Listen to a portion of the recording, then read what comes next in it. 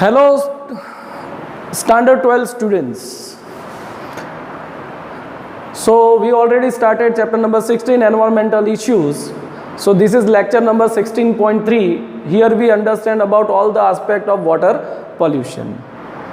So water कैसे polluted होता है, यू ऑलरेडी नो. जो रिफाइनरीज होती है, जो इंडस्ट्रीज होती है, then nothing but fertilizer industries होती है, they directly disposable of their water in natural water resources like the rivers, oceans, seas, then many more ponds and other aspect. तो जिससे क्या होता है, वाटर पोल्यूटेड होता है. दूसरा है mainly sewage water.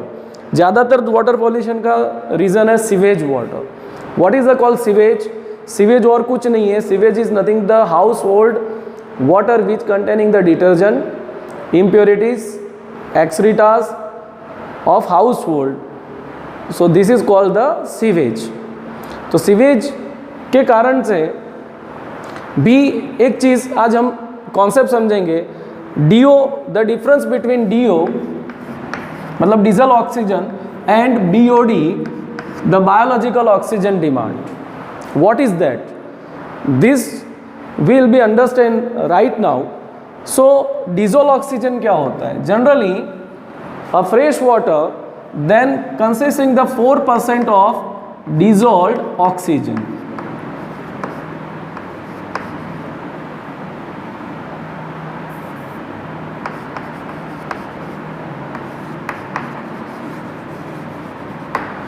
And this is available for the organism which are growing in a water. तो डिजोल्व ऑक्सीजन और कुछ नहीं होता है, 4% ऑक्सीजन जो डिजोल्व जनरली पानी में पाया जाता है, या तो फ्री ऑक्सीजन. तो पानी में जो डिजोल्व है that use by the fishes and the all the organisms, insects, zooplankton, phytoplanktons, all the organism, that oxygen should be use. जैसे हमारा 21% हम इनहेल करते हैं, वैसे वो ये जो ऑक्सीजन है वो कौन यूटिलाइज करता है? जो वाटर बॉडी में रहने वाले ऑर्गेनिजम्स. अब होता क्या है? While due to the deposits of sewage water, what is deposit into a water drainage? तो salts like sulfate, nitrates. Generally ये सॉल्ट कहाँ से आते हैं? तो हाउस होल्ड में डिटर्जेंट में सल्फर होता है, नाइट्रेट्स भी होते हैं, and many more other salts. तो ये सॉल्ट करते क्या है? Now this salts are nothing but increase in a sewage water. They enhance the growth of micro organisms,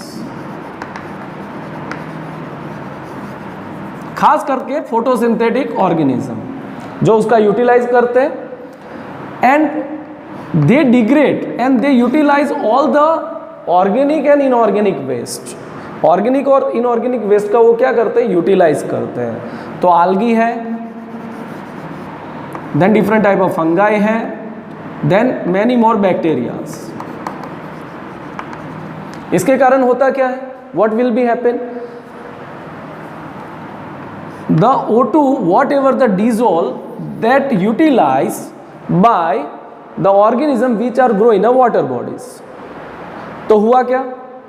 the more and more expansion, इनकी तो पब्लिक भाई तादाद बढ़ जाती है, they increase in more population, so they require more and more oxygen they utilize. तो DO level will goes down. तो ये क्रॉस है दोनों के. DO हाई होगा तो BO2 लो होगा, मतलब कि वाटर प्योर माना जाएगा, क्योंकि 0.1% भी इम्प्योरिटीज है वाटर में. That water could not we can use for drinking purpose. Okay, तो DO ज़्यादा है तो उस टाइम BOD क्या रहेगा? बायोलॉजिकल ऑक्सीजन डिमांड कम रहेगी. दैट इंडिकेशन कि भाई ये वाटर के अंदर कोई भी ऑर्गेनिज्म ऐसा नहीं है, आल्गी और वो ज़्यादा ग्रो नहीं हुए, मतलब वाटर प्योर है. ये purity is based on dissolve oxygen. If DO is higher that means water is pure. If BOD is higher then DO is lower, that means water is impure. So this concentration of BOD to be increased, the DO to be remaining, and DO is increased, then BOD is lower. So it's very easy. Another point I am talking about, इसका और क्या impact है कि भाई जो भी fertilizers है, fertilizer industries directly deposit the nitrate waste, sulphate waste and other many more salt waste into a water bodies. तो जिसके कारण क्या होता है, जिसके कारण यूट्रोफिकेशंस होता है, तो जिसके कारण zooplanktons, phytoplanktons they can be affected और algal bloom to be form. पूरा ब्लूम मतलब पूरी चादर हो जाती है algae की. जो फिशिस है उसके लिए फिर प्रॉब्लम हो जाती है, the poisoning and many more problems to be created. For example terror of Bengal, कि भाई वाटर हाइंथिस या तो आइकॉर्निया, वो पूरे बेंगल के जो बे ऑफ बेंगल है उस पर पूरे ऐसे बीच गया था. ड्यू टू द इंटरवेंशन उसको क्या किया गया, रिमूव. अब ये ग्रो होने के कारण क्या होता है, ये ग्रो होने के कारण उसकी जो फोल स्मेल है, जिसके कारण वाटर बॉडीज इम्प्योर होती है और क्या होता है, majority organism can die. So this is the one concept. So let's we understand what is the impact of water pollution if we put pesticides. So this is called biomagnification. So let's we understand about biomagnification. So let's we understand about biomagnification. So biomagnification is nothing but a few toxic substances often present to the industrial waste to the water, that is called biomagnification. तो कि भाई few toxic, जो toxic substances है we directly thrown into the water bodies, then what is impact? तो this is called biomagnification. मतलब कि उसका amount एक या दूसरे स्तर में, मतलब कि one trophic level to another trophic level it can be transfer, that is called the biomagnification. So here the case study, for example it is very common for mercury and it is very common for dichlorodiphenyl जो toluene, मतलब DDT. तो DDT जो है generally insecticide में बहुत broadly use होता है, आज भी यूज होता है. जो हमारे आसपास सीवेज लाइन है उस पर जो पाउडर छिड़कते हैं, this is nothing but DDT. But DDT is not generally easily degradable और easily removable. If it is place in a water body, तो सपोज वाटर बॉडी में एक स्टडी केस है कि भी कितना पार्ट्स पर बिलियन है, 0.003 पार्ट्स पर बिलियन. अब ये जो वाटर बॉडीज का यूज कौन करता है, जू planktons. So in zooplankton that is to be measured 0.04 ppm. Zoo plankton eaten by the small fishes, so in that it is reaches up to 0.5 ppm. And तो सीधी सी बात है, water body बहुत बड़ी है तो वहाँ पर ये अमाउंट 0.03 ppb है, लेकिन सारा तो वाटर यूज़ नहीं करते जू प्लैंक्टन्स. जू प्लैंक्टन जो यूज़ करते हैं उसमें 0.04 ppm जाता है, बट फिश का एज कंपेरेटिवली ऑर्गेनिज्म रेशियो कम है एज कंपेयर टू जू प्लैंक्टन, तो फिश में उसका ज़्यादा अमाउंट पाया जाता है. देन इससे कम लार्जर फिशेज होती हैं, a small number then the small fishes. Then in them the DDT is to be 2 ppm and those bird are eating the large fishes. उनके जो स्टमक या तो उनके जो गट है उसमें कितना पाया जाता है, 25 ppm.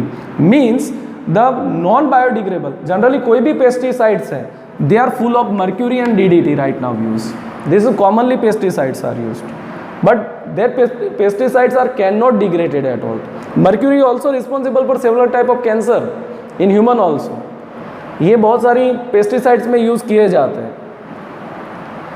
तो इसका क्या होता है कि भी इन ईच ट्रॉपिक लेवल में बढ़ोतरी होना, क्योंकि नंबर कम होते हैं तो उसका मैग्निफिकेशन बढ़ता है, उसका कंसंट्रेशन बढ़ता है. And what is impact on that, तो उसका इम्पैक्ट क्या होता है. If you see the impact then you find the causing the thinning of egg cell. पहला कॉज क्या है, causes thinning of egg cells. जो एग सेल्स होते हैं कैल्शियम कार्बोनेट के हार्ड होने चाहिए, उसकी वजह क्या हो जाते हैं, एकदम पतले से हो जाते हैं, इजीली ब्रेकेबल। तो ये एग्स हैच भी नहीं होंगे, तो उनकी ऑफस्प्रिंग आगे ग्रो भी नहीं हो पाएगी, because all are the maximum egg leading organisms है। Then another cause is premature breaking. तो जनरली बर्ड्स में ज़्यादातर जो फिश ईटिंग बर्ड्स है उसमें thinning of eggs and premature death होती है, it causing the premature breaking और डेथ। अंडा है तो ब्रेक हो जाएगा, कुछ बर्ड तो प्रीमेच्योर डेथ भी हो जाती है, because that deposit in their nothing but digestive system, और वहाँ से वो रिमूव ही नहीं होता है। तो फाइनली या तो बर्ड डेथ हो जाते हैं, या तो उनके जो अंडे हैं जनरली इफेक्ट एग्स पे ज़्यादा होती है, क्योंकि डीडीटी डायरेक्टली डिजोल्व, और जो कैल्शियम कार्बोनेट फॉर्मेशन होता है उसके मेटाबॉलिकली एक्टिविटी को लूज करता है। That's why the eggs are thin हो जाते, एकदम पतले। जो कैल्शियम कार्बोनेट का कवरिंग मोटा होना चाहिए उसकी जगह क्या हो जाता है, वेरी मच ऑफ थिन, और प्रीमेच्योर ब्रेकिंग, जल्दी टूट जाते हैं विदाउट एनी डेवलपमेंट। तो इसीलिए बर्ड की जो फिश ईटिंग बर्ड्स हैं, इसकी वजह से ड्यू टू बायोमैग्निफिकेशन उसके number of birds are to be right now decreasing. So this is all about biomagnification. So that two concept we are here completed. Next lecture will be complete about eutrophication and other case study will be taken out. So this is for all today. Be go with that and understand all the thing.